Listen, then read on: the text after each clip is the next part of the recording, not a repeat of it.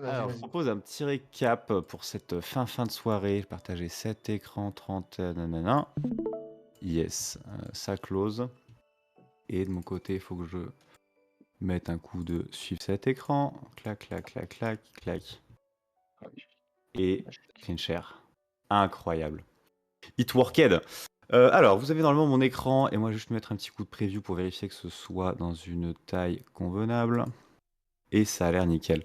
Perfecto. Du coup, petit récap, là on vient de voir, grâce à notre cher P2, toute la partie Portainer, qui à mon sens, je voyais ça un peu plus comme un outil pour aller fédérer différents trucs, alors qu'en fait ça se repose vraiment a priori sur Swarm.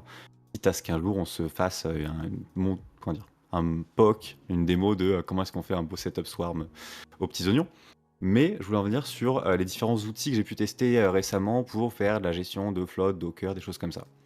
Alors, petit 1, on a commencé par Dogploy. Et Dogploy, globalement, ça a été la douleur parce que ils ont eu un système plutôt fonctionnel quand on est déployé en UI qui permet de déployer globalement à la volée ce qu'on veut, assez similaire à Portainer. Mais pour moi, j'ai aussi besoin d'avoir une CLI pour automatiser des choses. CLI non maintenue, Doc qui dit pas que la CLI est non maintenue. On a perdu, quand on a testé ça avec Dry, pas mal de temps. Dry et Maltebo d'ailleurs. Et quoi? Ouais, non, un peu la douleur. Ça a vraiment été projet intéressant, mais beaucoup trop marketé par rapport à ce qu'on a pu en apprécier et tester live. Ensuite, on a testé Kamal 2 sur les conseils, enfin Kamal et Kamal 2 sur les conseils de Zor, qui est quand même nettement mieux documenté avec un système de YAML où on décrit qu'est-ce qu'on veut déployer, en combien de réplicas, tout ça, avec vraiment assez ergonomique. Le fait de pouvoir ajouter différents nœuds à Kamal, sympa. Le simple fait d'avoir un accès SSH avec un user qui puisse sudo, devenir root, ou qu'il ait les bons droits. Kamal, quand on le déploie sur un serveur, va automatiquement s'installer, puis automatiquement build, puis automatiquement pull tout ce qu'il faut. Donc c'est cool. C'est grave cool. Il y a un truc qui était un peu plus négatif, c'est que c'était tightly bound avec leur proxy, leur système de HA proxy en interne. Donc en gros, faire passer du HTTP, du HTTPS, ok. Faire passer autre chose, fallait avoir un système qui s'accroche à un service, qui s'accroche à un accessoire, pour au final se rendre compte que notre accessoire, ça allait être littéralement un Docker Compose. Donc en fait, ça faisait un peu réinventer la roue pour utiliser des roulettes. Donc, mais. Ensuite, on a testé Doku, et ça a été beaucoup de douleur. Comment dire, ça fonctionne. Il y a 20 000 options, 20 000 propositions, une doc. C'est pas le oh mon dieu, il n'y a pas de doc. Il y a trop de docs, il y a trop de choses dans tous les sens, et donc c'était pas beaucoup plus simple et pas beaucoup plus aidant pour voir ce qu'on voulait en faire, in fine. Il y avait quand même moyen de dire on veut déployer via un Git, mais comment est-ce que ça pool pas trop, enfin, comment est-ce que ça poll pas trop de documentation. Comment est-ce que on va déployer juste une image? En fait, non, c'est pas. Ça va déployer une image par tag comme on aurait sur Docker. Là, c'est vraiment un système où on va aller récupérer une image via Docker login ou autre chose, puis l'extraire en TGZ, puis demander de run ce TGZ via Doku. Bon, envie de mourir un peu, mais ça fait quand même des choses, et pour le coup, il y a vraiment plein d'intégrations avec 20 000 third part. Donc, comme dit Karawan, Heroku Style, tu étais là, nous avons vécu. Nous avons vécu de beaux et de doux moments. Donc on a ça, et ensuite je me suis dit, bon, bah, continuer un petit peu par regarder. C'était pas tant pour la partie de gérer une flotte, encore que, mais pour le côté build différents environnements, des choses qui sont un peu reproductibles, un petit peu améliorables. Et en fait, comment dire, on a passé un peu de temps, vous et moi, en stream, pour essayer de faire un peu de build de Docker via Nix. Et on a constaté un truc super bizarre pour ceux qui étaient présents, c'est que le container créé via du Nix, il est tellement from scratch que dedans il y a que dalle. Donc en fait, à débugger, c'est un enfer. Mais point de vue sécu, ça me semble être encore plus bon. À supposer que le paquet de l'outil qu'on installe via Nix soit assez minimaliste. Quand on met pas grand chose dedans, il y a que dalle. Il n'y a pas de pass, il n'y a pas de shell, il n'y a pas de rien.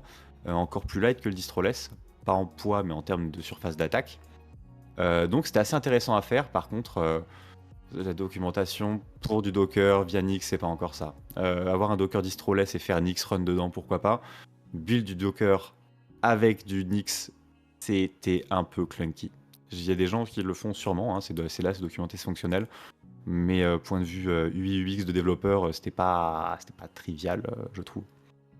Et dernière petite pépite, un tool fait par l'ami Xanax, avec une petite collaboration Pimp My Shell, que je ne connais pas mais que je salue. C'est ce qui est c'est ce qui est utilisé ce mois-ci par les challenges RootMe pour le Xmas, pour le mois de Noël, vraiment le calendrier de l'avant des challenges de RootMe. Quand on a besoin de faire des challenges qui démarrent de manière dynamique, c'est ça qui a été mis en place par l'équipe côté MIRM Pro. Et du coup, voilà. Ça, c'est un petit système. En vrai, j'ai kiffé parce qu'il y a plein de choses qu'on voit qui sont faites de manière intelligente et plaisante. Déjà, documentation cool, sample, relativement documenté et pas avec des clés par défaut qu'on est tenté de réutiliser. Je veux dire, ça, c'est explicite que si on a ça, c'est de la merde. Enfin, c'est de la merde. Que si on a un secret qui est hardcodé et qui vaut XXXX, on peut se douter qu'il n'a pas été généré comme il faut. Outre ça, un système où on va avoir de l'auto-restart, les différents moon points en automatique pour pouvoir avoir du live reload, le temps de développer si besoin. Et un de prod qui est de mémoire un peu plus hardené. Tiens, il a quand même monté ça. Peut-être qu'il faisait des tests, en tout cas fonctionnels. 0 creds hardcodé au sein du Docker Compose, ça fait plaisir. Et côté app, c'est vraiment sain en fait. C'est sain dans le sens où il y a un petit flask minimaliste qui va faire juste ce qu'il faut. Il y a 4 endpoints qui sont définis parce que l'application vraiment elle a un admin, un petit middleware qui vérifie qu'il y a de l'authent, qui vérifie qu'il y a soit login as admin. Donc minimaliste plus. Upon login, on va set la session et derrière, on va juste retourner dans la table des imports. Where? Alors, je pense que c'est dans le app/app que voilà. Peut-être app, peut-être helper. Utils? Voilà.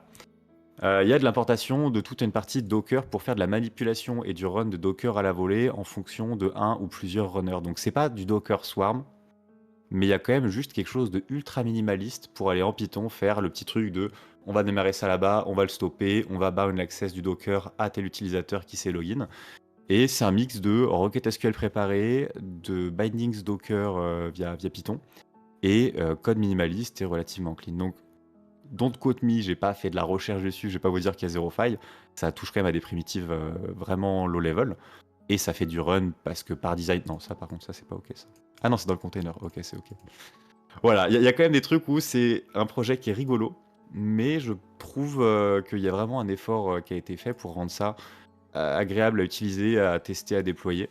Et raisonnablement documenté, petite roadmap future, tout ça. Donc GG à lui, voire à eux. J'ai pas regardé Ouais. comment ça se. 2 contributeurs, a priori. Ouais, mais Et si c'est quelqu'un pas qui a créé lui tout qui le a projet ou présenté si ça, vraiment. ouais, c'est pas lui qui a présenté ça au BressETF. C'est complètement lui qui a présenté. Au bref, c'était, je sais pas, mais c'est lui qui l'a fait, donc c'est complètement lui Oui, qui l'a. mais il a dû présenter ce truc-là au BressETF de l'année dernière. Yep. Et j'étais subjugué, et oui, il avait l'air super bien, et ok, c'est exploité par RootMe. C'est utilisé par RootMe. Il me semble que c'est ce qu'il utilise, et ça aurait tout son sens pour Flag4Jobs. Ouais. Il avait montré ça marche du feu de Dieu en fait. Ça marche du feu de Dieu, clic et c'est bon, ça tourne. Ah, c'est propre. Ah, Donc génial. minimaliste, two-man project, donc clairement ce sera pas pour de la prod, sauf pour de la prod de CTF, mais avec plus d'aide, d'adoption et tout, trop cool. Genre juste le projet, atomique, fonctionnel, royal, tip top. On ira mettre une étoile comme sur le projet de Merci de me le Aristides. rappeler, je suis pas un star guy, j'utilise pas tant que ça ce genre de feature. En vrai, moi, ça m'intéresse, ça. Et ben, tous les liens seront dans la description. Ah, tu me fais la transition parfaite. Hop, je repasse en facecam. Donc voilà, c'était pour faire un petit rétexte parce que vraiment, je voulais chercher le truc qui me permette d'hoster 4 Docker et donner des accès à tout le monde facilement. C'en est un, et voire même mieux que hoster 4 Docker pour tout le monde. Là, tu fais des creds et les gens démarrent leur Docker on demand pour faire ce qu'ils veulent avec une période d'expiration et tout. Sauver du compute, sauver la planète, isoler les clients et casser des choses. Voilà le gros TLDR de cette fin de projet, globalement. Et sur cette longue tirade, est-ce que l'un de vous veut le mot de la fin? Il nous reste 2 minutes avant minuit. Petite démo en rush? Non, pas de démo, je pense. T'es mute, Mathieu, je sais pas si c'est volontaire. Mute Discord. Oh, j'ai rien à Oh dire. no. Non. C'est une très belle soirée, comme d'hab. Top. C'est un plaisir de venir. Ça c'est Ouais. certain. C'est un plaisir de commencer, c'est un plaisir de finir encore. Ne filez pas, nous on a la petite partie Minia. Anyway, stream un peu plus long Mais que d'habitude. Merci à vous deux pour votre présence. On sait que voilà, c'est du temps non compressible. Quand je vous invite, ça vous crame 3 heures chacun, ah bah plus un peu de Ah, préparation. mais on s'amuse bien pour le coup. mais Et voilà, ouais, enfin, c'est à toujours chaque sympa, fois, mais ça a sa valeur. Ça a sa un grand valeur. plaisir à chaque fois. C'est Et Bah, merci à C'était la vous. première fois, mais c'était très sympa. Ouais. Et ben, content que tu aies apprécié l'expérience et au plaisir de se refaire ça à l'occasion. Moi, je suis content. Attends, mini flex de fin, mini flex de fin. Je vais ramener la régie, hop. Parce que vous ne savez pas toute la complexité qu'il y a derrière. Je vais en parler toujours et encore, mais oui, souvent, depuis, tu as raison. il s'est passé ça depuis. J'ai fait une application Streamlit en Python qui va se plugger à un port de debug de Chrome, d'un browser Chrome qui est celui de Headless, de Video Ninja, qui mange un Discord avec un viewport custom, pour derrière pouvoir changer qui parle où, comment. Et je vais pas faire l'affront de mettre ton screen share Pentium. Si je peux mettre ton screen share là? Attends. Maintenant oui. Donc moi, bien sûr, j'ai de la visualisation, donc je lui Bon, demande pour pas faire oui, fuiter des trucs. Ouais. il y a tout. Il y a Et là, tout. plif Bon. plouf, je mets le sien, juste en changeant mes petites cases, il y a tout qui se passe pile poil comme il faut. Je pourrais même vous montrer, remplacer Pentium par la régie musique, et voilà, Pentium n'existe plus. Ah, ça paraît. Donc je me suis buté à faire un truc, j'en suis très content, et je le crierai pendant encore quelques temps. Voilà, je le repasse en facecam, et on va vous laisser sur ce. Merci encore, des gros bisous, et plein d'autres choses. Et c'est Hérédité. Et 10. Bis.